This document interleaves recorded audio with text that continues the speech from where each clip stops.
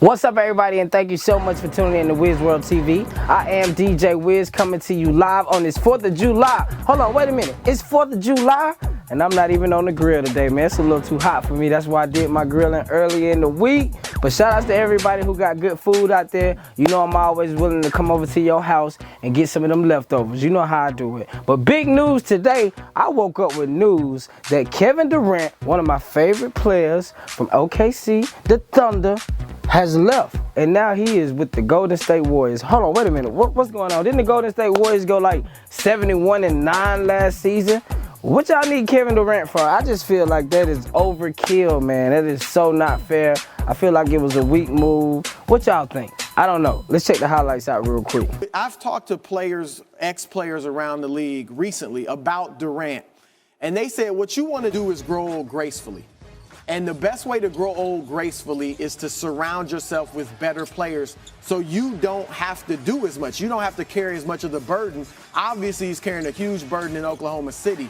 Now that load lightens. So as he leaves his prime, probably, 4 or 5 years, he's going to be with better players. Tim Duncan's a prime example. He's grown old gracefully, maybe better than any player in recent memory, because other teammates were there to carry the load and the burden for him. So, you know, this is something that there have been rumblings about all season. And one person, an executive from Golden State, just texted me and said, I can't believe he did it. Now, I'm no hater, but the Golden State Warriors already got Steph Curry, Mr. MVP, Klay Thompson. I mean, they got a team full of good players. Even the bench is good. Now Kevin Durant, who's going to get the rebounds, though? I don't know. I just don't like the move. I feel like it was a weak move. Somebody else who don't like the move, Stephenasmith. Are we haters? Stephenasmith, what you got to say about it? Well, I'm viewing it as the weakest move I've ever seen from a superstar. Plain and simple. That's just how I look at it.